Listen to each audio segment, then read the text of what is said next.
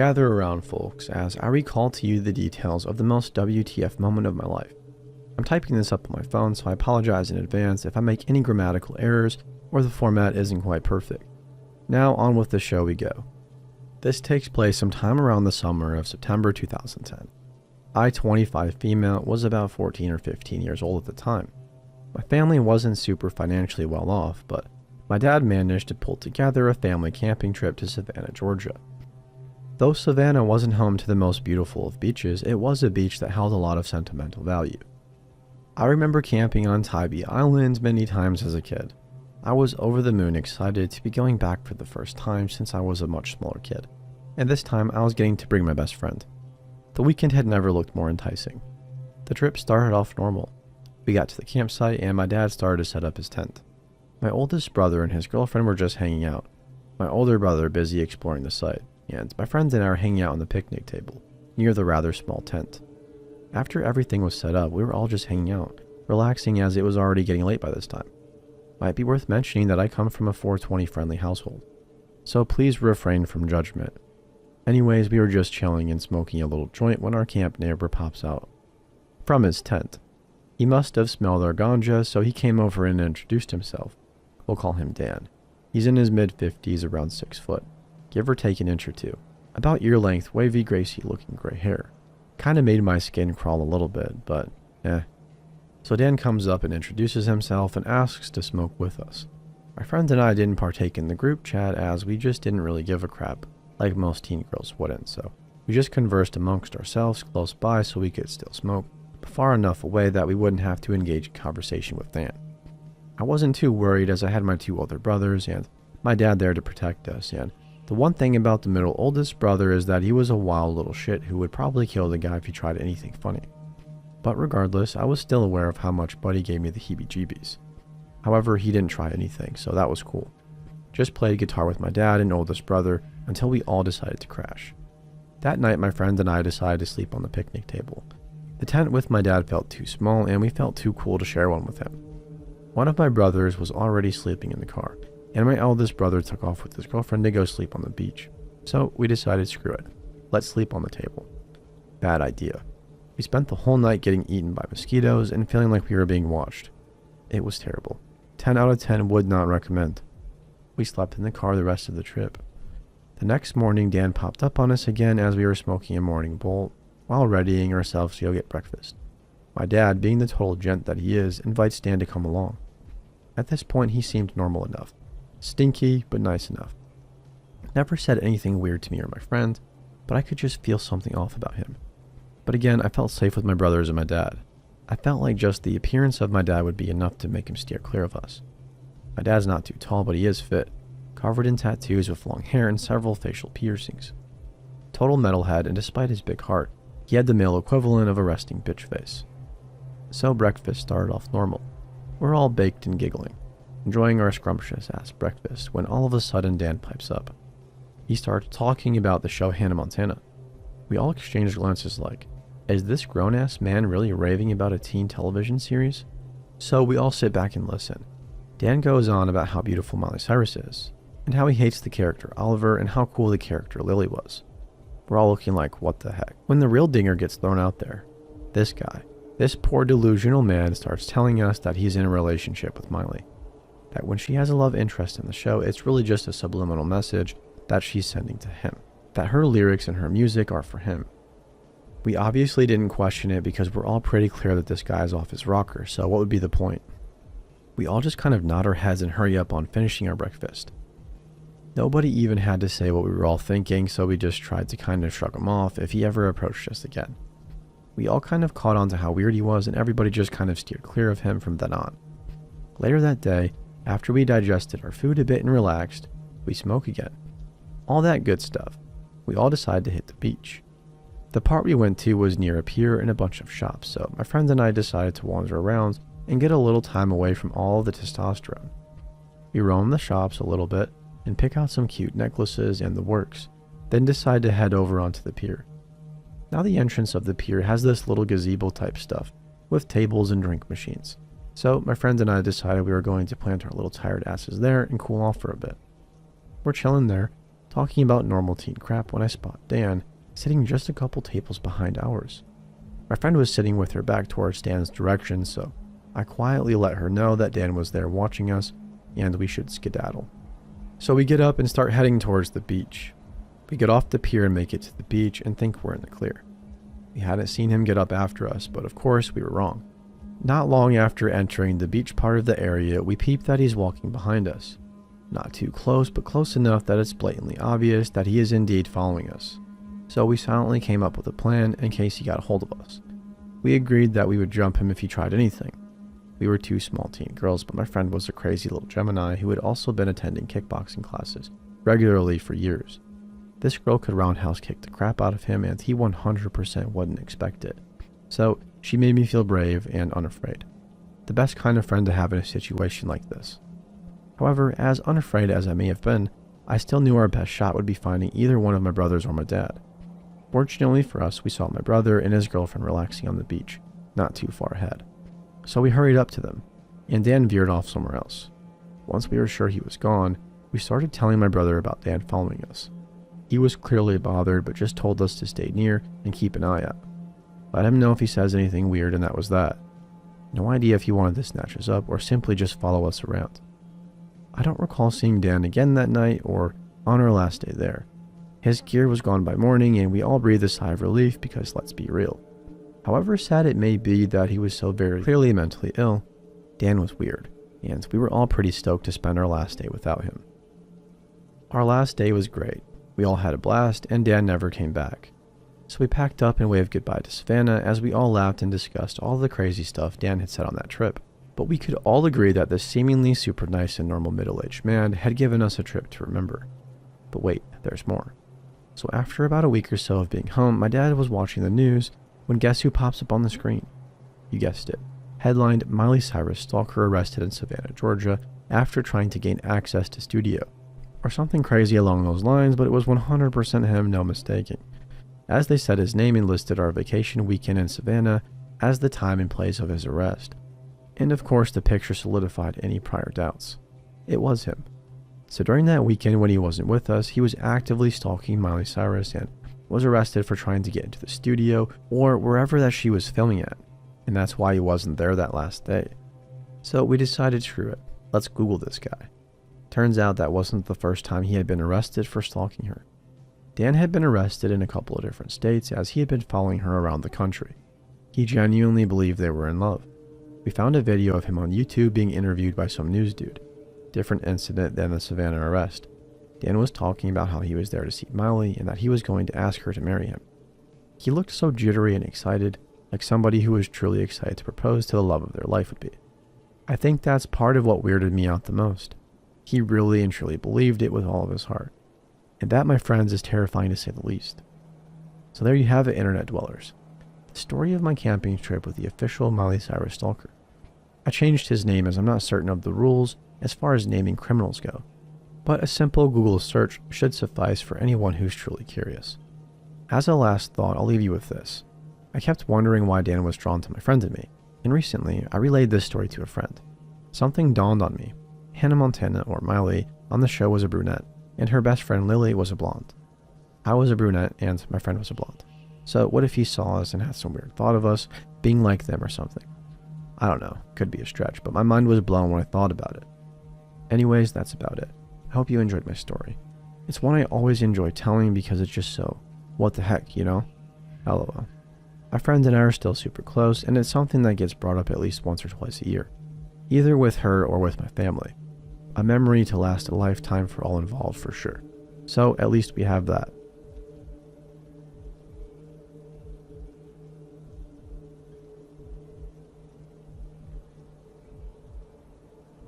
I live in an apartment complex in a quiet neighborhood with my girlfriend and our dogs. A neighbor will get the occasional domestic disturbance call for an argument or loud party, but never anything particularly crazy. About a year ago, I was taking my lab outside early in the morning when we were approached by a dirty-looking guy who got out of a rundown pickup truck with no license plates. My dog is 12 and has always been the sweetest toward other humans, but for some reason she went absolutely nuts at the mere sight of this guy. Something definitely felt off and the hair on the back of my neck stood up, at about the same time my dog showed her hackles. He waved to me and asked if I knew what apartment the girl who drives the white Equinox lives in because he gave her a ride home last night. Needless to say, there were some red flags here. Number 1, why are you pointing to her car that's in the parking lot if you took her home? Number 2, even if I knew you, I'm not telling you. If you took her home and she wouldn't even let you in or tell you where she lived, that tells me all I need to know. I told him I don't know and I'm sorry I can't help him. My dog still hadn't stopped barking. Apparently that answer wasn't good enough, as he followed me into my building and said, "Come on, buddy, I just need to ask her something." I reiterated that I don't know her and I couldn't help him. Still not good enough. He began following me up the stairs, repeating himself about the girl who drove the Equinox. At this point, it's taking everything I have to keep my dog from ripping his face off. I finally managed to pick her up and walk up the stairs. As I got on my floor and was opening the door to my apartment, he came through the door that separates us from the stairs and began asking in a more aggressive tone. Mind you, I'm taller than this guy, covered in tattoos, worked out fairly regularly at the time, and had a large dog who was snarling at him. I'm far from a badass or anything, but I'm not usually the type of person somebody targets to harass. Up until this point, I was speaking to him very politely. There was clearly something off about him, and I just wanted him to go away, but screwing with somebody at their home is crossing the line. He kept approaching me as I was opening the door, so I finally told him, "Dude, if you come through my door, I'm going to blow your brains out." And this wasn't a bluff. I keep a handgun by the door due to some run-ins in my past. That, along with my tone of voice, was apparently enough for him to get the message, as I watched him run out of the door and back to his vehicle from my window. I notified the apartment manager and they said they would contact the police and figure out who drove a white Equinox in my building so they could alert her as well. I have no idea what he intended to do had he gotten in my apartment, or what his intentions were with the girl he was looking for. I'm just glad my dog has a great sense of character.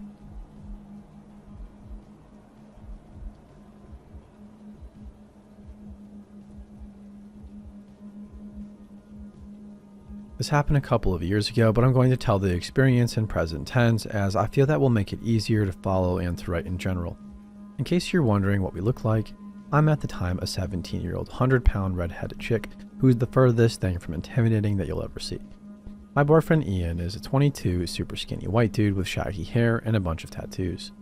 He's the second least intimidating person you'll ever see. Ian and I have a picnic every Thursday evening.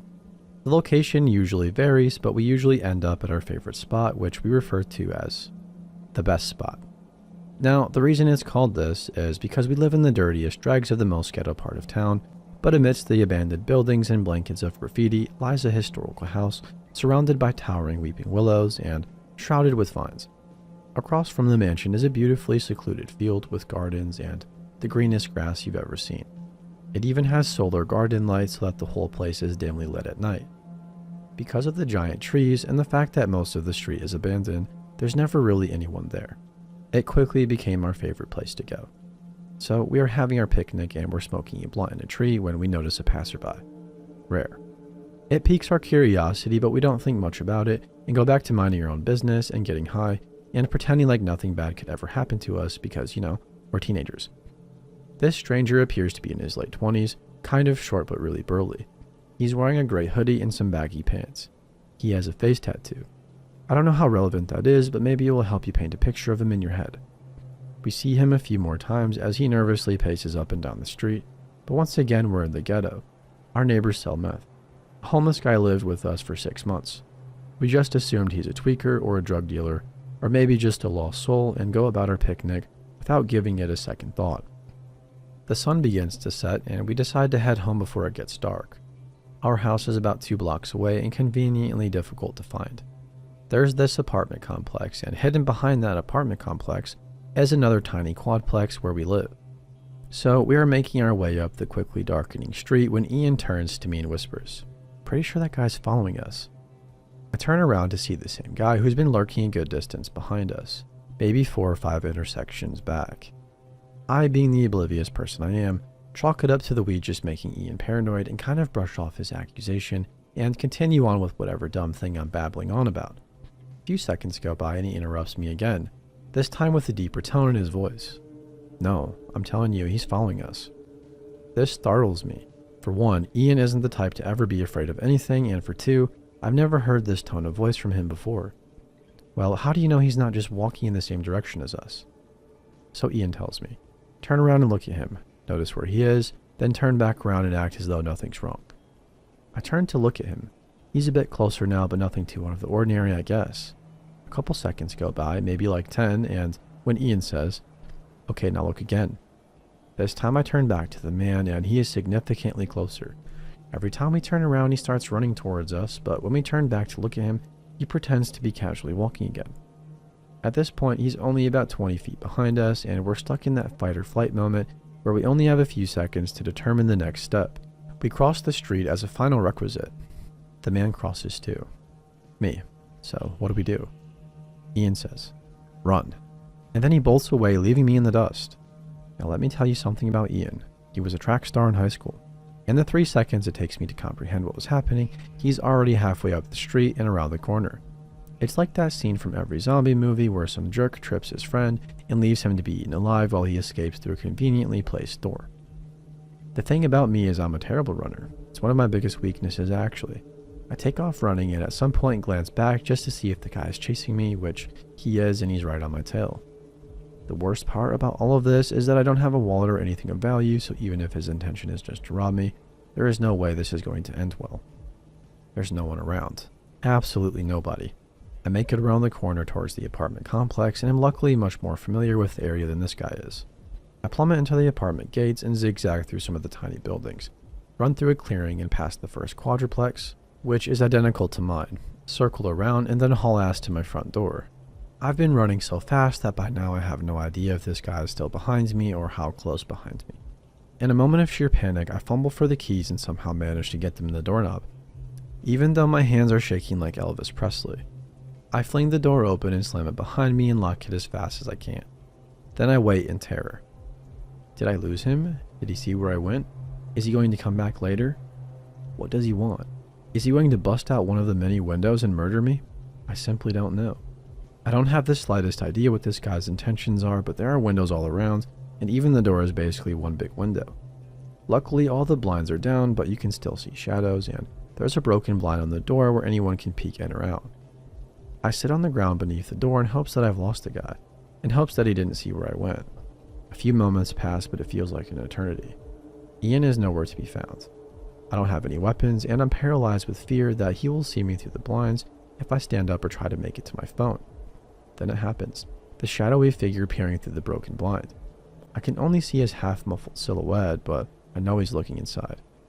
I'm ducked down, hopefully out of sight at the bottom of the door, and completely frozen. He stands there for at least a minute and eventually leaves. To this day, I don't know if he saw me enter the house or if I got lucky enough with the whole zigzag routine to make it inside just in time for him to not be sure which door I went into. I don't know what he wanted or why he was chasing us. I also don't know why he didn't just attack us in the field when there was nobody around and we were in such a secluded location. Anyway, the moral of the story is, screw Ian.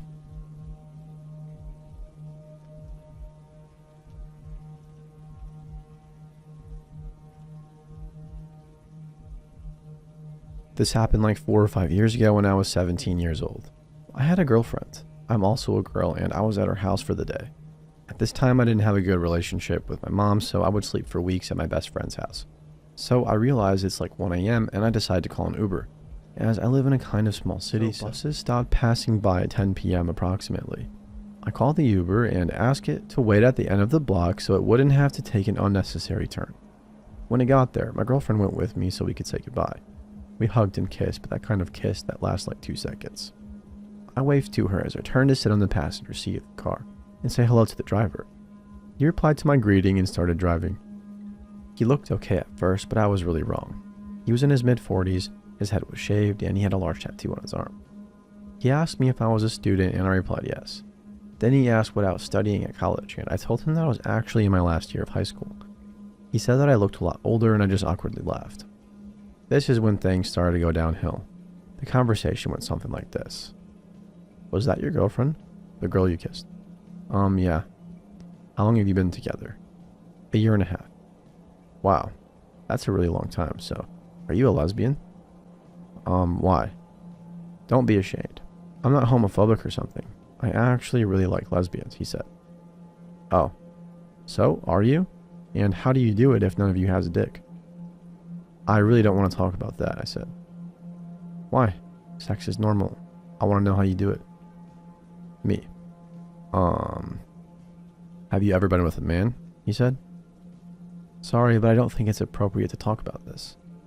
Then he said he wanted to experiment a bit and have a threesome with 2 girls. Do you like men? He said. Not really, I said. It's okay. We don't have to literally have sex. He said he could just stand there and look as he touched himself. Me. We are not interested in that kind of stuff. Then he asked me how I know I don't like men if I've never been with one. Have you ever wondered what it's like? He asked. Friendly reminder that I was 17 at the time. My girlfriend was 16, and this creep was damn near 40 or older. At this point, I'm freaking out. This guy was taking another route to take longer to arrive at my friend's house, and I remember thinking, well, these are the last moments of my life. This guy is taking me somewhere else. Maybe it sounds a bit extreme, but where I live is not that uncommon for this kind of stuff to happen. I'm an atheist, but seemingly a miracle happened and my friend called me. I put him on speaker and he asked me how much more I'm going to take because he was worried. So I replied that the Uber driver is taking another route, but I'll be there soon and ask him to wait for me at the front door. The creep panicked and took me to my friend's place. I opened the door and ran as fast as I could to hug my friend. At that moment, I walked in the house. I just fell to the ground and cried my soul out.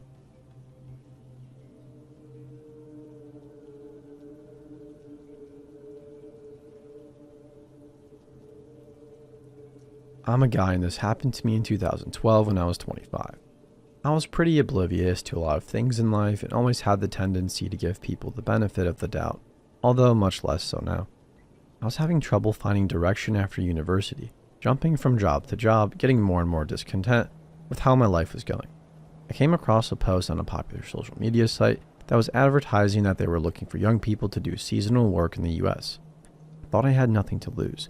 The money to be made sounded promising, and it would be an opportunity to have an adventure.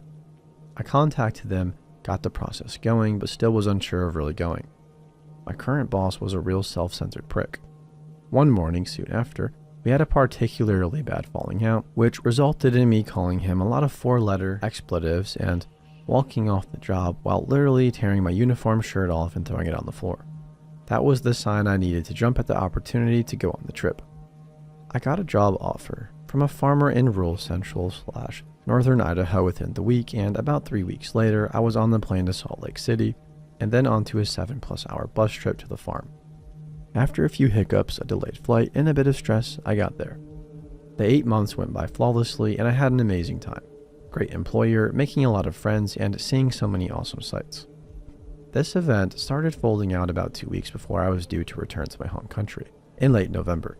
Temperatures were below freezing already most days, and snow was sticking.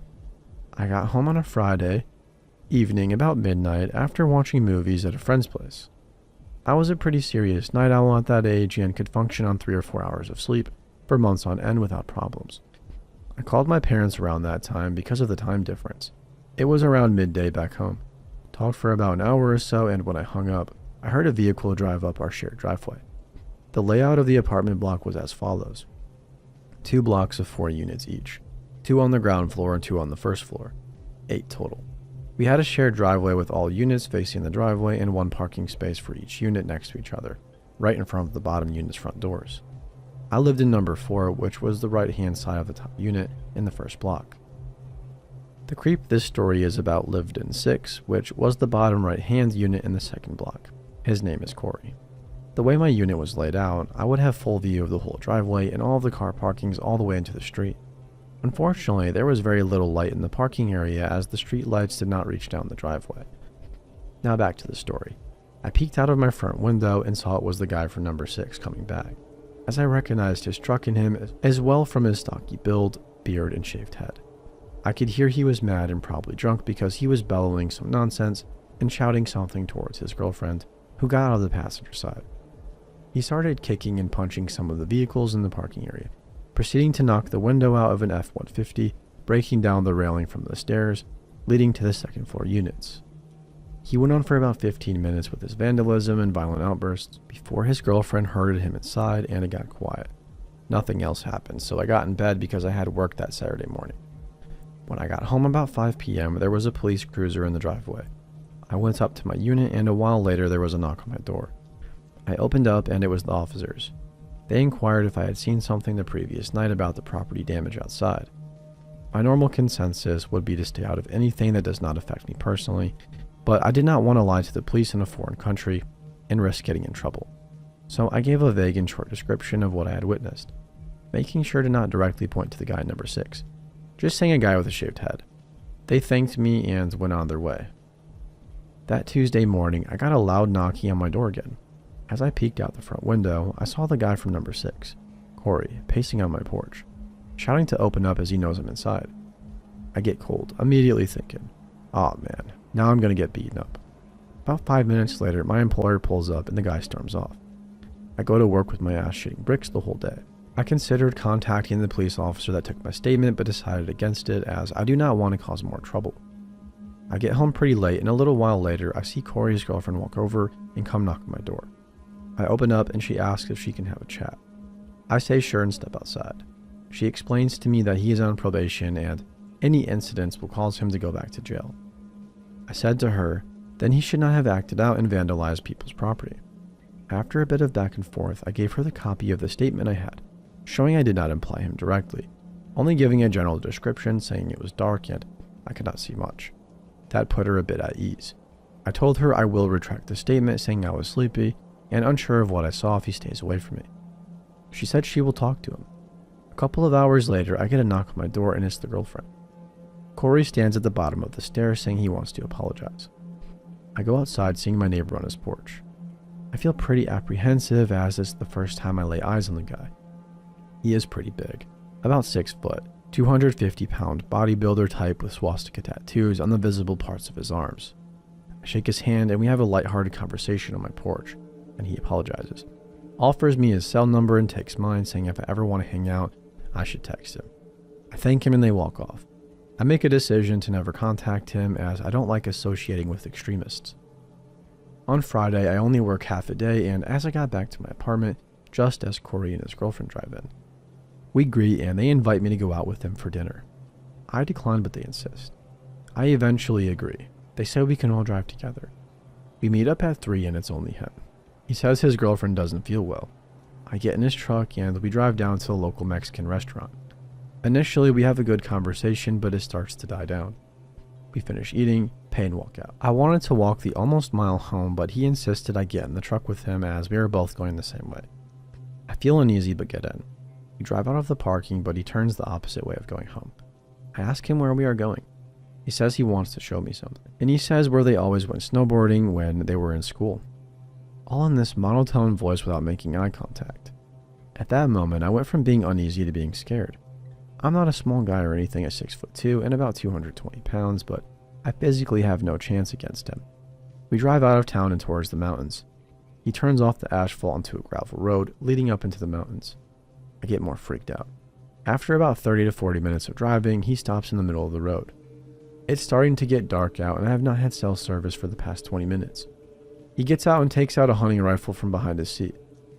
He talks for the first time since we left the diner, except for answering my question about where we are going. He says, in that same monotone voice without making eye contact, "Now we go hunting."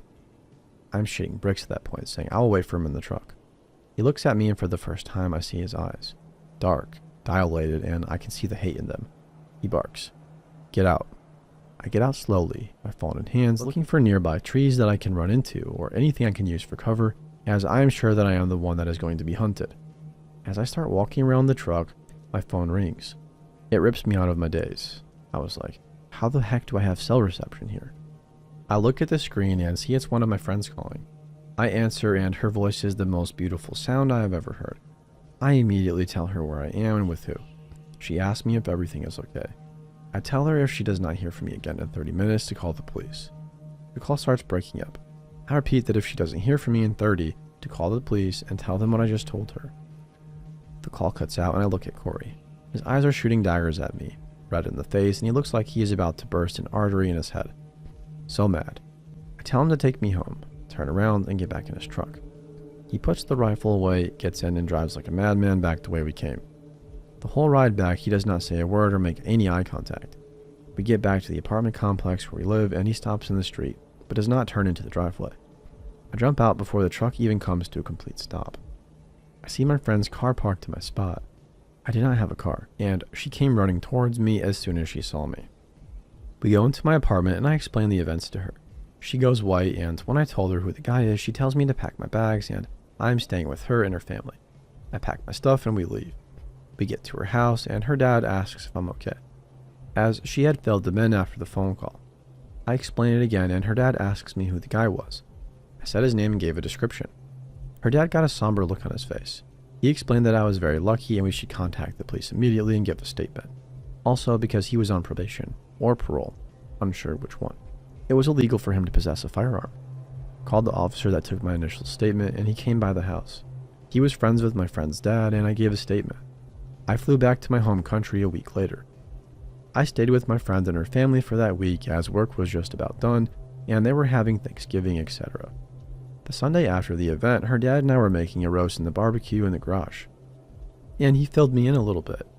He went to school with Corey. Since school, Corey has been a bad seed, dealing drugs, getting in fights, and just being a generally unproductive waste of a human being and a burden on society, really. His first stint in jail was just after 18 when he got caught with more than a pound of weed in his possession. He got 3 years for it as it was his first offense. The second stint was shortly after he got out. A nature conservation officer caught him hunting illegally, and when he confronted him, Corey flipped out and beat the officer half to death. That got him 10 years. His stay got extended. How long, I'm not sure, because he shanked a couple of inmates and jumped and assaulted a prison guard. He also told me that the police picked up Corey on Friday night and found him with a loaded rifle in his truck. He was promptly arrested as it was a violation of his probation. Our interaction took place a few months after he got out the second time. Her father said there were rumors of him shooting a rival dealer in a city close by, but nothing could be proven. He also was a proud member of the white supremacists. I saw his girlfriend the night before I flew back at the grocery store, and the look she gave me is one of pure hate and anger. I still wonder if she was in on the plan or knew what he was planning to do. This is pretty much where the story ends. I lost contact with my friends and have not been back there since. Also don't plan to, as I have had enough of redneck neo-Nazis. So, Corey, maybe you just wanted to take me out on a hunting trip and I overreacted, but with your history of violence, I highly doubt that. You had sinister, premeditated plans to take me out into the forest and hunt me like prey. And for that, I hope you rot in prison. Society is a better place without you roaming around freely.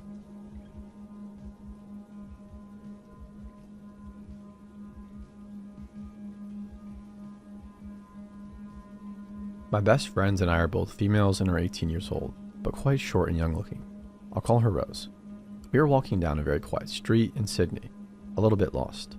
I'm usually very alert when in public places, being a young woman. We were talking about albums and music, and a man jogged past us. He was looking at us, and I made eye contact with him the whole time before he stopped about 10 meters up. He looked to be in his late 30s. I already got a bad feeling about things, and I signaled that to Rose. He stopped us and asked us if we had any music suggestions. Awkwardly, we said no, and he said, "But you were just talking about albums." Keep in mind, he had earphones in as he jogged past us and was only near us for a few seconds. Does this mean he was following us without us realizing? We tried to turn the conversation down every single time we spoke, but he began to follow us. Rose is shorter and younger than me, and it shows. His questions were more directed at her, and I immediately started to answer him before she could. He got mad at me and began to try and talk some more to Rose. He would comment on the clothes she was wearing, and I would do whatever I could to intervene. Rose made me aware of the swastika tattoo on his arm. He continued following us wherever we would go, despite us being in a very public area of the city now. It got to the stage where I grabbed Rose's hand and walked onto a busy road, pulling her across, narrowly avoiding cars. He still followed. We then started walking down some hill with no idea where we were. He stopped and asked why we were going that way, and we said there was a place we wanted to visit. With that, he turned around and jogged away. We still don't know what his intentions were. We always felt safe at the city during the day, but now things feel different.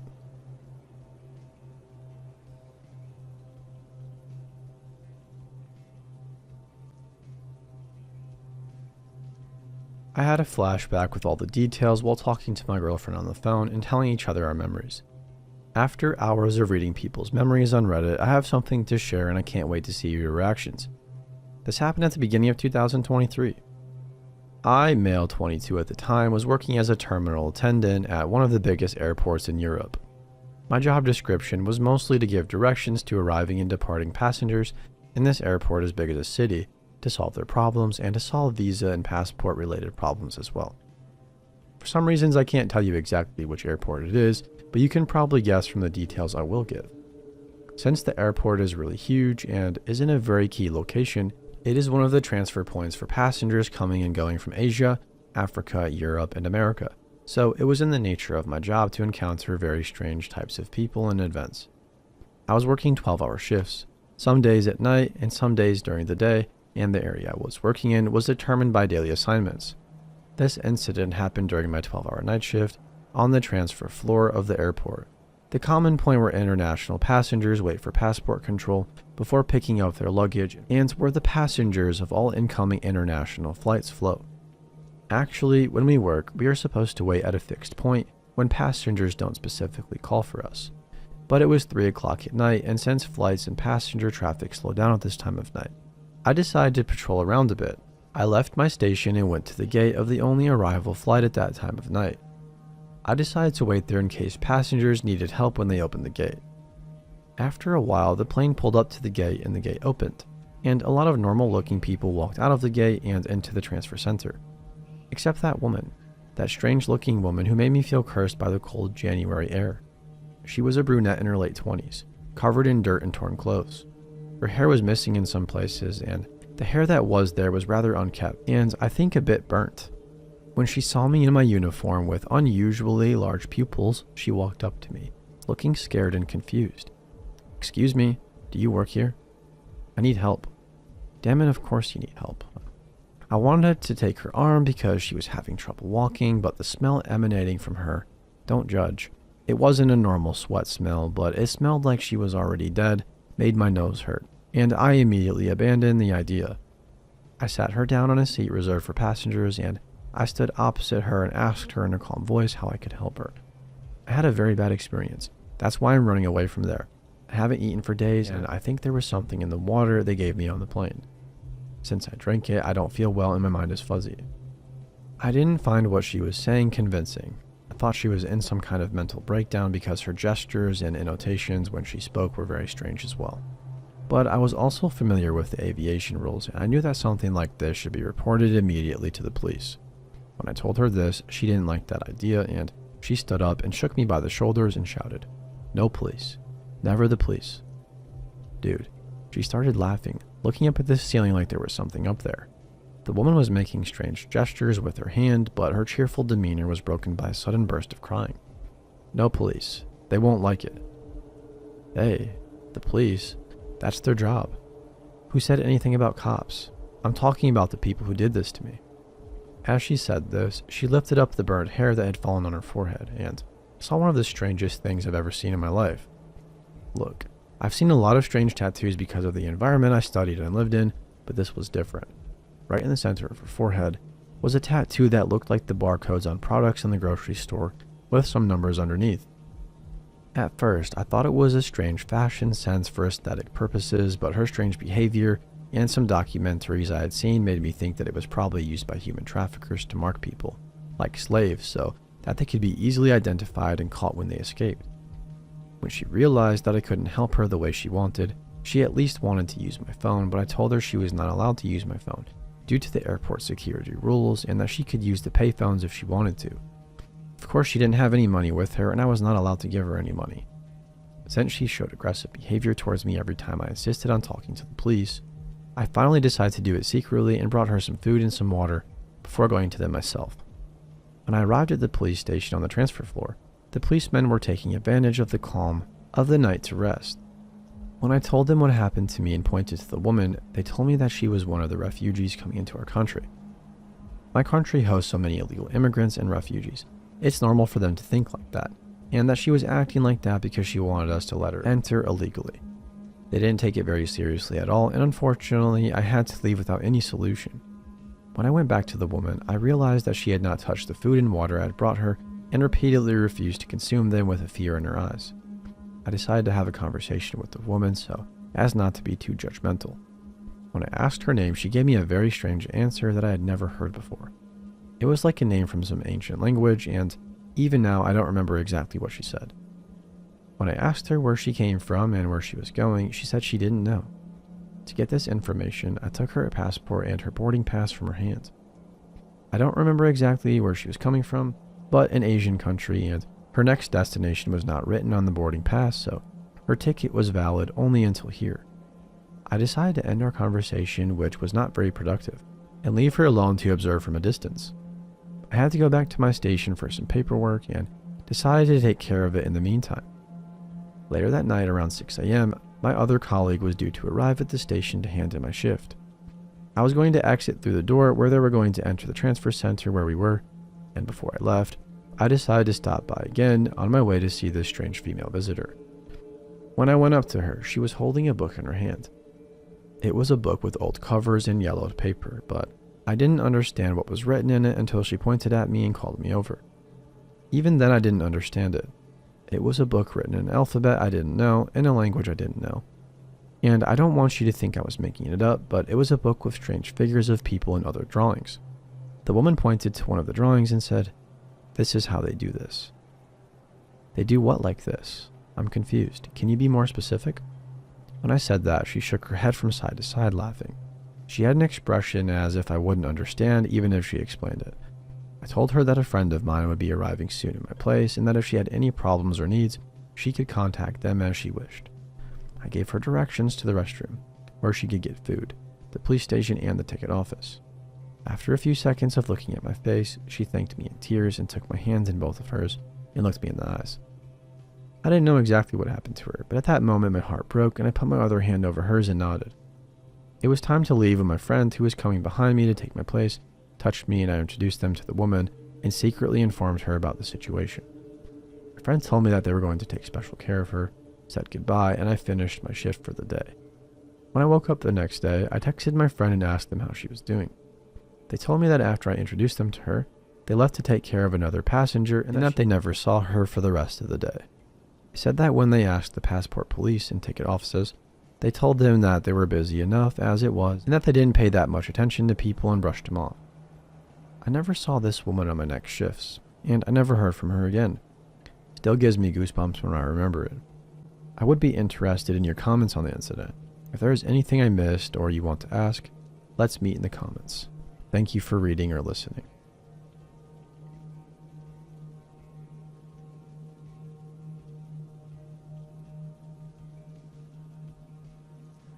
I've never really sat down and written all of this out before, and I keep getting reminded about it.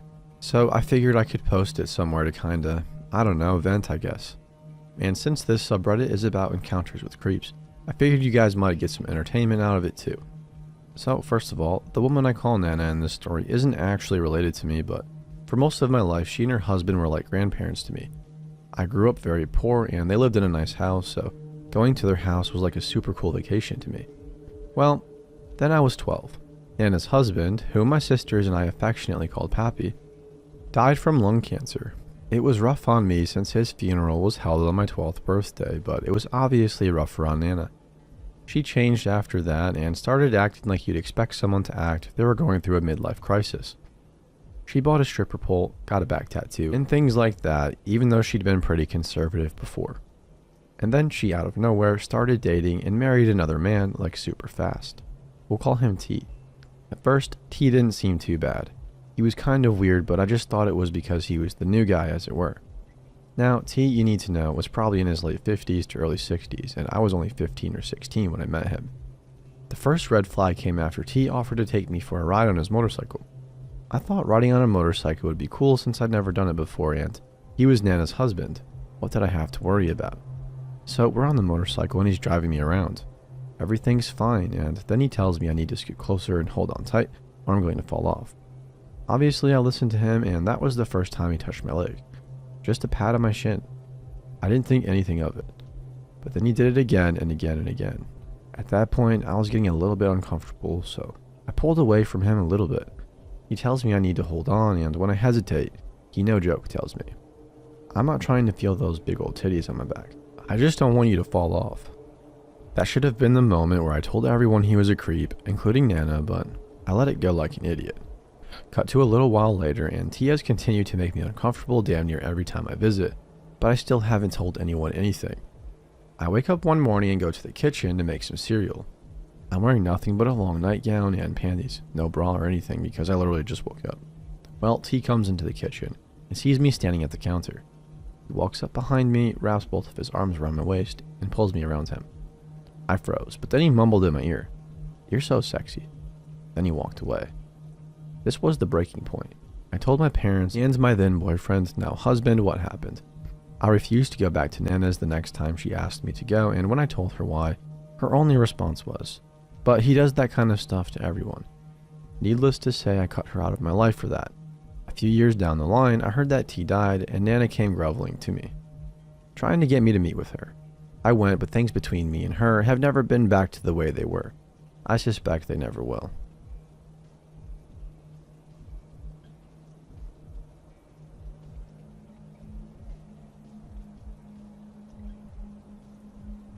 I grew up in a small town in Alabama. A little bit after I graduated high school, when I was 18, I started dating this guy in his early 20s from a nearby city. He was very handsome, tall, muscular male that we'll call Sean for this story. He told me on our first date that he used to be part of a very well-known gang in the United States. Sean explained that he'd only been a part of this gang in his younger years because he'd grown up in a bad area and hadn't really had any other options. He also did have proof of being in said gang, including being aware of gang signs associated with said gang and having tattoos associated with that gang, which I did Google to see if the tattoos and gang signs were in fact associated with said gang, since I know there are some people who like to lie about being ex-gang members and the like for some reason to seem cool. But Sean didn't seem like the type to lie about that also. I gave Sean the benefit of the doubt because he didn't really give me any bad vibes. I remember he was always a gentleman to me and treated me very well. So of course I didn't really suspect anything about him. We dated for a few weeks before the night that I found out the truth about him. I was staying over at Sean's apartment one night and everything was seeming pretty normal. This was the first time I'd ever stayed the night at his apartment since I do tend to be a bit cautious. So regardless of his background, it wouldn't have mattered. I just don't really like staying over at people's homes until I get to know them a bit more. And I do have at least a 3-date rule. I'd been too busy before that to really stay over at his place. So that night when I was staying over, Sean's best friend was visiting for a bit. And that's when the red flags started to show up. It did seem weird to have a friend over when the girl you are seeing is staying over for the first time. And it was revealed to me that in private, Sean's friend was another ex-gang member from a well-known gang that is the enemy of the gang Sean had been a part of. Of course, I can accept people all have their backstories, but it was definitely just a weird thing to suddenly tell me out of the blue.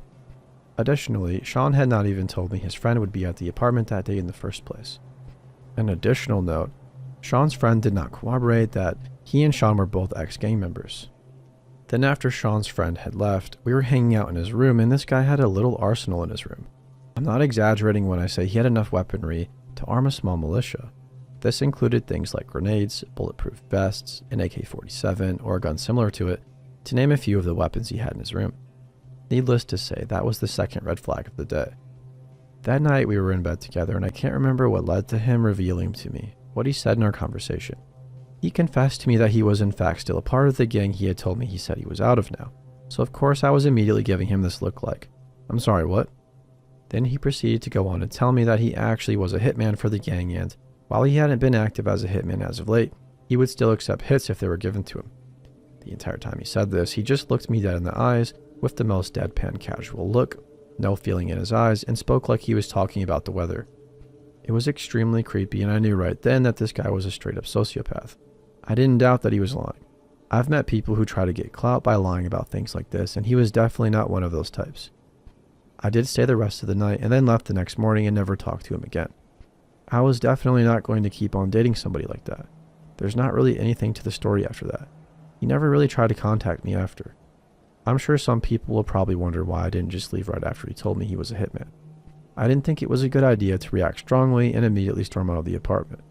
I also didn't exactly feel like he was a danger to me personally, but he definitely had the vibe of someone who had killed people. The reason why I recognize that kind of vibe is another story. He was always very polite to me, but regardless, there was no way I was going to keep dating him, no matter how attractive he was.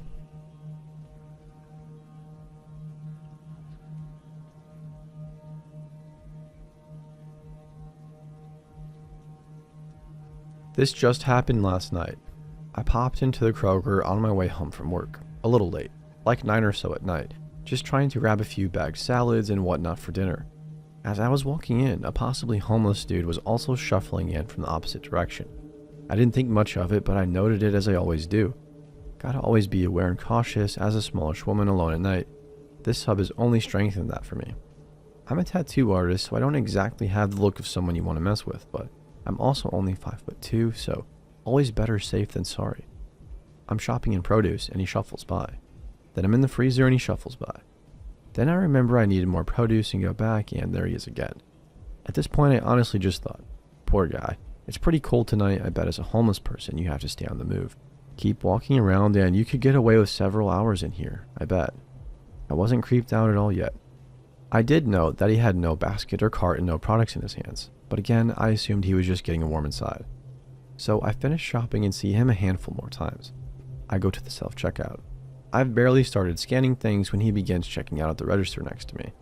As I said, it was late and nobody was behind me waiting, so I was kind of taking my time scanning my always too many groceries, which is why it was weird he was still there a few minutes later. He still hadn't had a cart or basket to check out. I glanced out of the corner of my eye and saw him just standing there pushing buttons on the screen, reaching in his pockets like he was paying, but he wasn't ringing anything up. That set my alarm bells off, and I looked around to take note of anyone around, security or otherwise. And behind me, at the bagged rice, a man is standing in a yellow vest like the cart pushers, but it's a guy I've never seen before. I go to this store a lot and I see he's mouthing numbers to the homeless man. 2240. I glanced back at the dude behind me and he's staring right at the vest guy, who then starts making small hand gestures back like they're communicating something. And at this point, neither of them is looking at me, but there is one on either side of me. I still wasn't sure if I was just being paranoid, so I gathered my groceries on my arm and then pretended to fumble my wallet and sent change everywhere. Both men began picking up the change for me, and while they were bent over, I just said, "Oh, thanks, don't worry about it. I'm in a hurry, gotta go," and practically sprinted out the door. Neither followed me right away, and there was no one parked near me. I flung all the groceries into the passenger seat and was pulling out only seconds later by the time I saw the shuffling man come out of the store, looking left and right like he was looking for me, but also maybe just to return my change. Still not sure if I'm reading too much into it, but I keep calling it my near kidnapping, which I hope is an exaggeration.